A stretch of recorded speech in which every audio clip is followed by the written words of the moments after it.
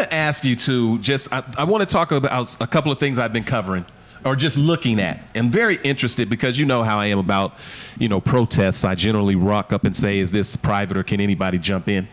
I watched I just like to see folks exercising their democracy, their voice, pushing back.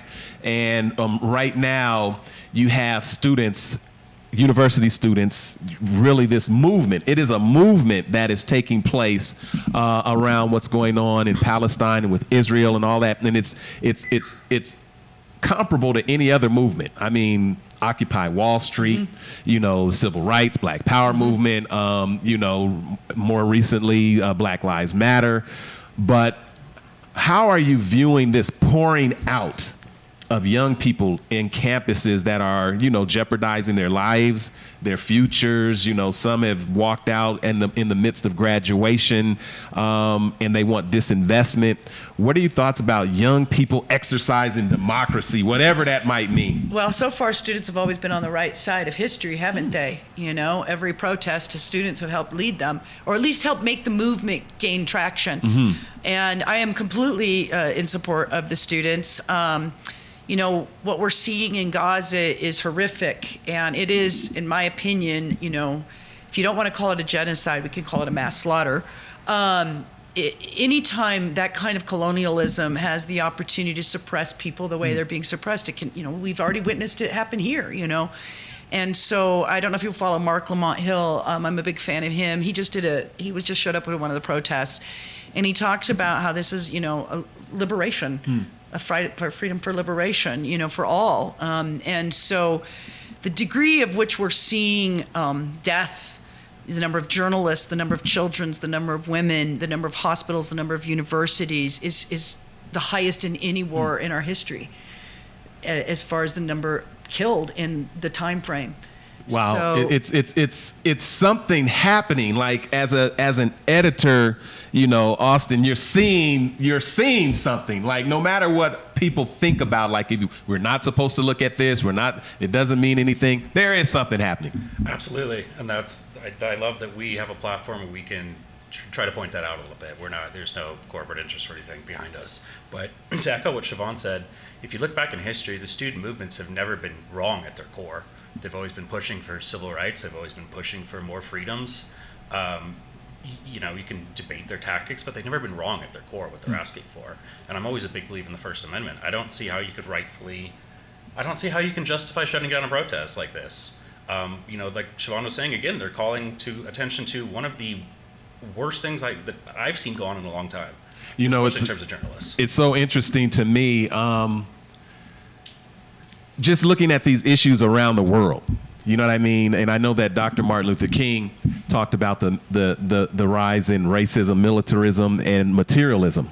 And there's nothing that has been put in check that would have slowed any of those things down. And they've just grown.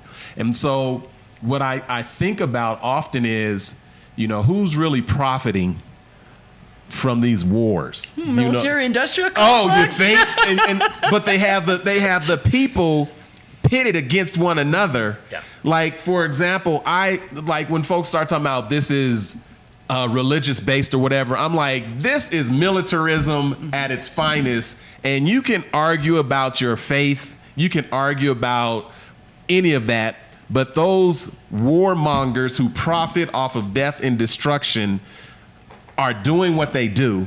And I'm not going to argue about what's going on, because I know at the core of it, someone is making a lot of money and they have a disregard for life, regardless of where it is or who it is. Those weapons of destruction are found all over the world in any conflict. And there's just, am I being cynical? The number of 2,000-pound bombs has now surpassed Hiroshima like 3 times over. So the amount of waste that has been dropped, one of the things people don't recognize is that Hamas makes their rockets out of bombs that have been dropped.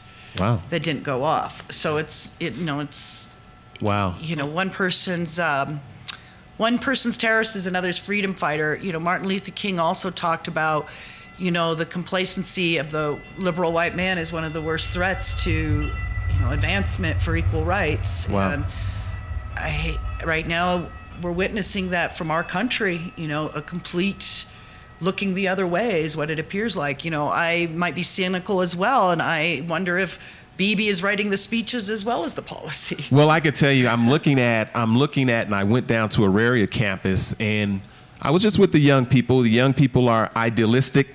They're courageous.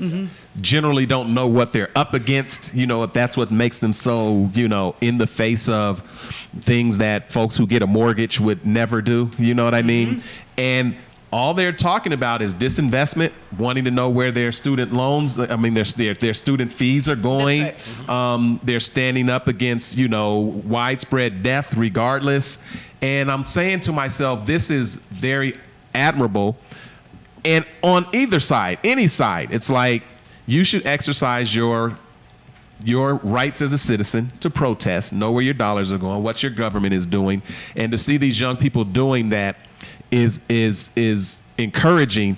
My question to you two is, do you believe that this movement, and it is a movement, will have an impact on the upcoming election? Okay, Austin, thoughts? Do we have any candidates that would present vastly separate foreign policies on this specific issue? I know obviously Biden and Trump differ a lot, but on this specific issue, I don't know that we even have much of a choice. I don't think so. We were talking, Siobhan, earlier about basically anyone who is slightly to the left of center, all the way to the far right, supports Israel and what they're doing, and publicly does it. It's basically not the far left, but just the left side of in Congress. politics. Yeah, that's the only people In our politics, government. in elected officials. Yeah. So I think we're seeing wide support from our government for continuing this. Our government makes a lot of money off of this. You were asking earlier if you're cynical. I don't think so. The military-industrial complex is a huge part of our economy. It has been ever since the 1950s. We never ramped down after World War II. We export and sell arms to everyone. You're not wrong at all. Literally every conflict around the world will have some kind of U.S. arms manufacturing at some point. So there's a vested financial interest to continue this. There's strong political interests from everyone from that would consider themselves moderates all the way to the far right. All of them, for the most part, support Israel without too much question or hesitation. And there needs to obviously be more examination and more questioning and more amplification of what the students are calling for. Like you said, they're idealistic, they're young, they're naive. What they're calling for is attention to a horrifying conflict, and that, at its core, needs to be done. And it's those elements that always move the ball forward. Exactly. You know what I mean? It's not a slight against. It's like it's good for fresh voices to enter the arena. Siobhan, how do we have those conversations as journalists or just individuals without getting pigeonholed into the divisive parts of, oh, you're anti this or you're anti-Semitic or you're anti-Palestinian? For those of us who just want to have a world where people can live, love, and be in peace, how do we have this conversation? Well, I've been saying that I am against genocide. And that, I always have a joke, if being for equal rights, justice, freedom, and equality makes me a radical leftist, so be it. So I guess to one end of the degree, I've accepted that label because that's the environment of our politics. But I think it's just, I've been very cognizant to try to listen to my friends who are on the side of Israel in this. It's very hard because it's hard to watch people to deny what the whole world is seeing, which is a horror. And I understand the deep psychology that is probably affecting people who were taught to believe that this state was a refuge, and now they're watching it do something horrific.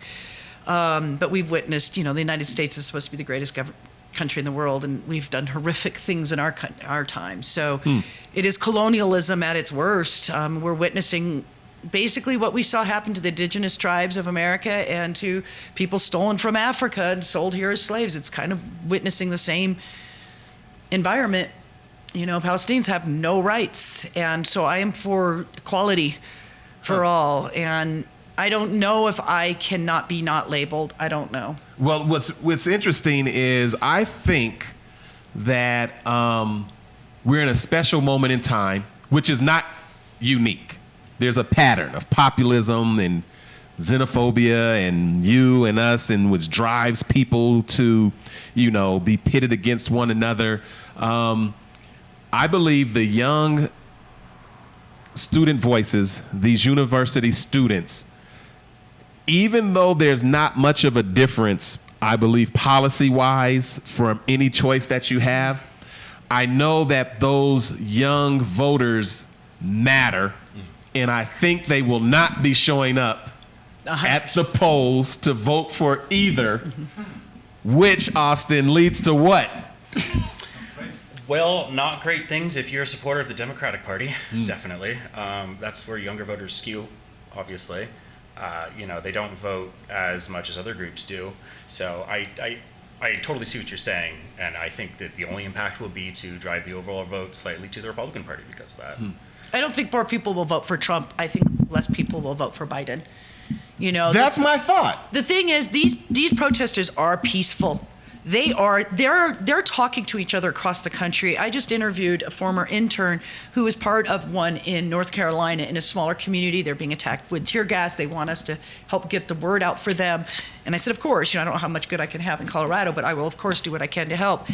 And, the first time I was telling him in the car, the first time I ever went to a protest, I was watching on TV what was happening in Ferguson, and I did not believe what the news was telling me. And I got in my car and I drove to St. Louis, and I went down there and I talked to people, and I had never been to a protest in my life. Really? No, Well, you were baptized in fire when you went down to Ferguson. I was down there, and it was intense, wasn't it? It was intense, but, I talked to all the protesters, and, they were like, and I found the video where they were given the curfew and they refused to leave and they were not being violent, and then here comes the tear gas and the MRAVs and the police. And since then I've covered a lot of protests, and so far the violence I've seen has come out of the police, but I know that this group of college students has worked nationally talking to each other to make sure that they're following a peaceful accord. They are working. And so people, did somebody shout something?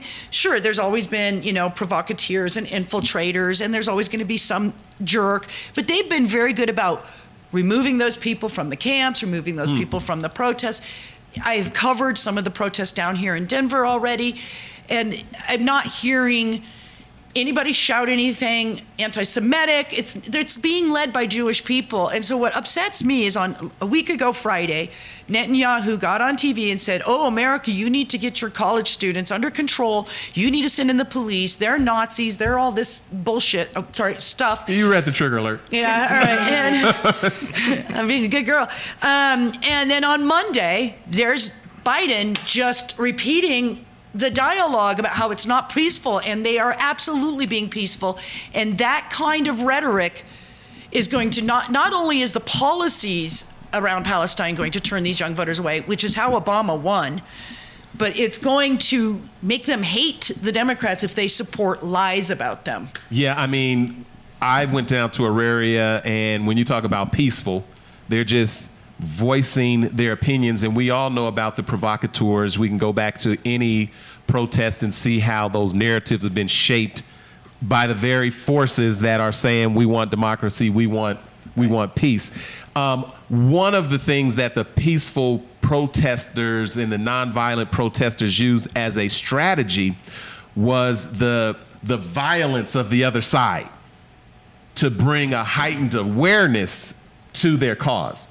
And so what we've seen around the country, perhaps I believe University of Columbia, where they sent in the troops and, and you get all of these visual footage of what not to do. Well, the violence, you get you like you say, the violence comes from the ones that are coming in with the tear gas, the peacekeepers are coming in with the violence. Almost on the anniversary of Kent State too. Absolutely, and so we recognize that. I want to go back to here in what I call the Mile High Income City Auraria campus. So you've got these young protesters exercising their constitutional rights.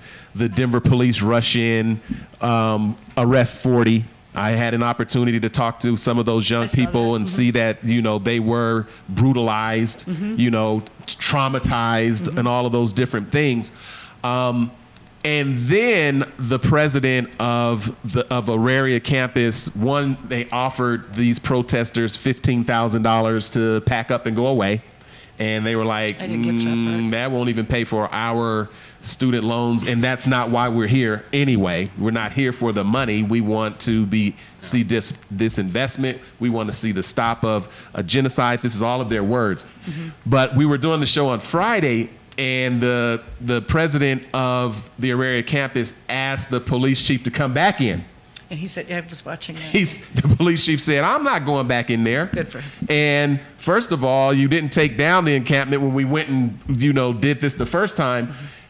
And we know that it's strategic because everybody's got a war room. You got to have a plan and all those different things. But here's what I think that this city was actually doing. Our city is in the NBA Finals. Oh, And do you think they want those cameras focusing on Auraria campus and the police officers dragging these students off of this campus?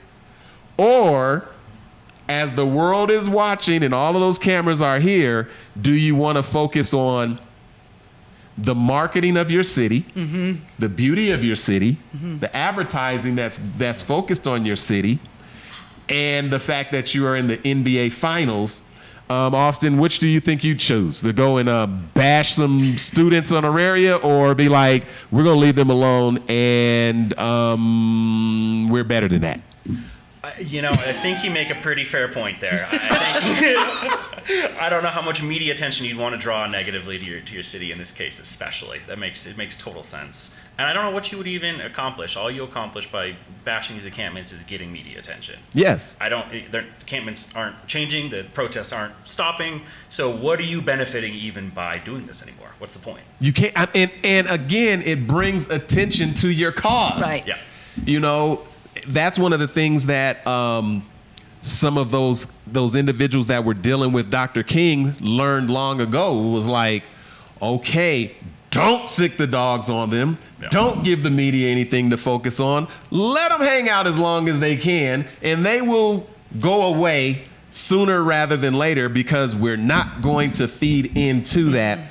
And so I don't know what the answer is, but I do know attacking college students is not something you want plastered on the world And stage. there's too many old hippies that remember Kent State. Here I was thinking that Denver learned something from 2020, but I think you're right. I think it's marketing. I mean, you're in the NBA Finals. Yeah. You just defeated the LA Lakers. Okay. And now the games are coming to your city. We do know sports and entertainment are one of the biggest marketing revenue generators anywhere. And we want you to have those scenes on the city skyline, the breweries, the cheering fans, we pulled it off by a buzzer beater, and we damn sure don't want to be over there at Auraria campus, even though it's across the street from the Pepsi Center. Right. Denver hasn't gotten nearly as much attention either. And I think maybe in part because they did send the police in once.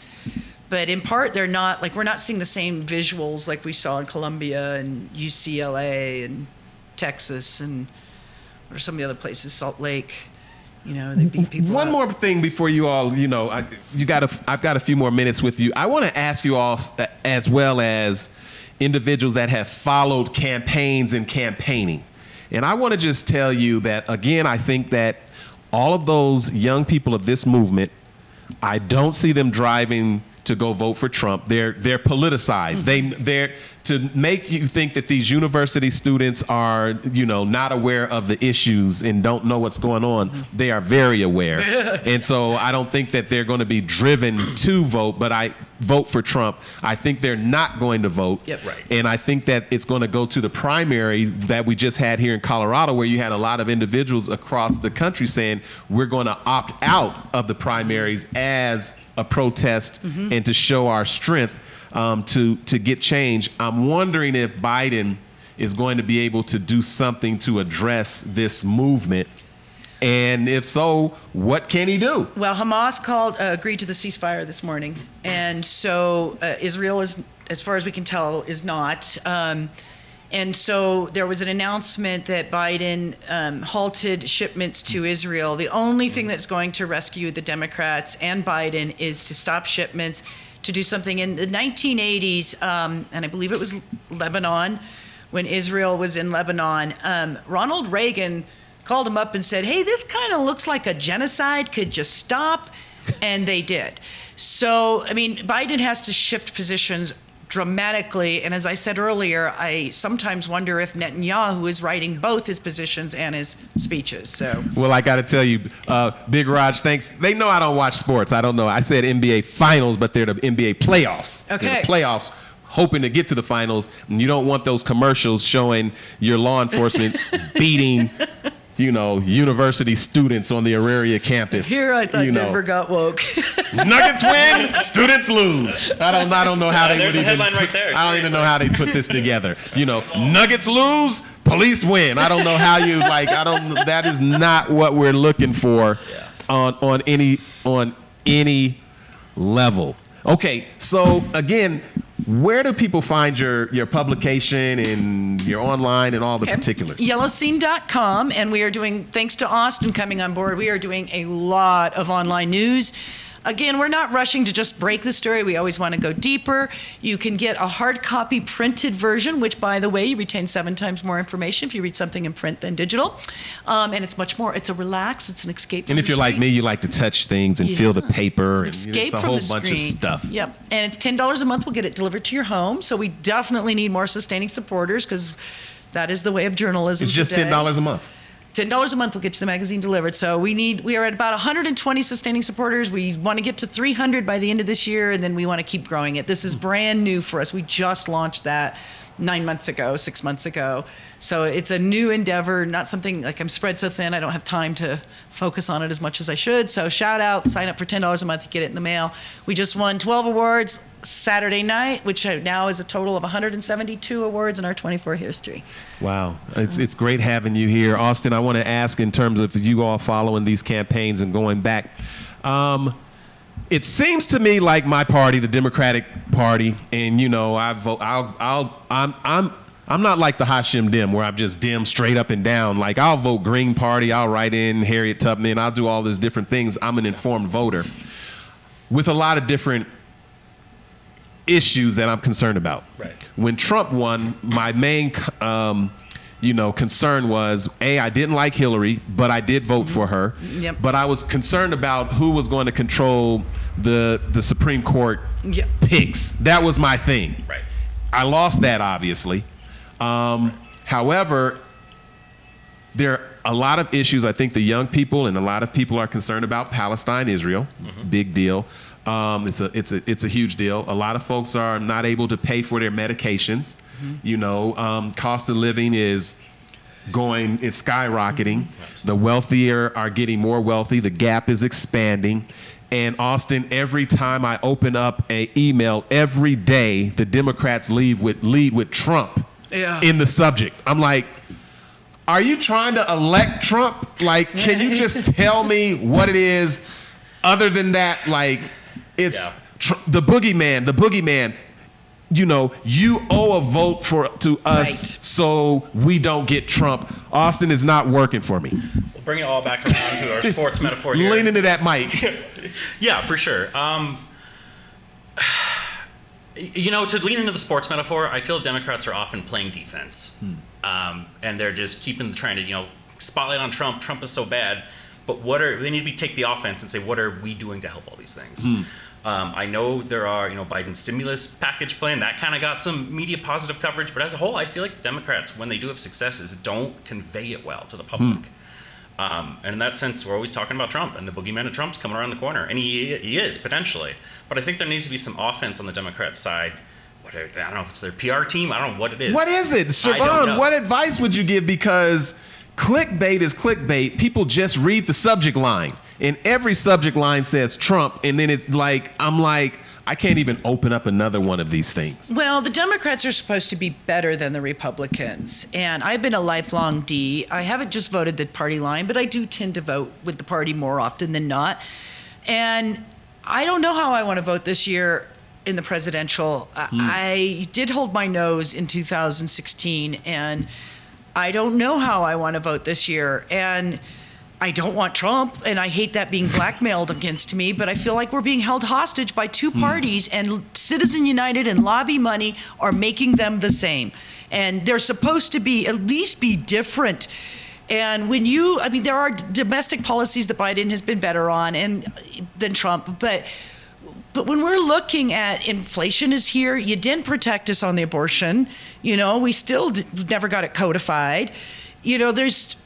Do better. We got to do better. Do better, Democrats, because you're losing, and there's going to be a third-party movement that's going to take you out. There is. It can happen, and I'm like saying, even when Hillary was running, I had some white lady friends, and then I'm also like on the lady bandwagon, like it's time to break the glass ceiling, let's support and do all those different things. And a lot of women did not. A lot of women voted for Trump. But I just remember several of my friends, they couldn't get anything from the Democratic Party leadership. And even they couldn't get bumper stickers. They couldn't get, they couldn't get banners. They were printing their own stuff. And then you had folks that were of labor going into cities that were battleground cities. And the big folks were saying, pull out of that. We got it. And I think they took it for granted. And one of the things that I think I took for granted last time was after Trump said, grab him by the vagina and kiss him in the mouth and all that, I'm like, it's over. But then I woke up, there's J6. There he is. And we can be surprised again by, thinking that whatever the strategy the Dems are doing is working, but Trump in every headline is just not working for me. Same here. Every time I get a text or an email, I'm replying back ceasefire. Every single time. And I'm starting to increase in my language. So that's all they get back from me.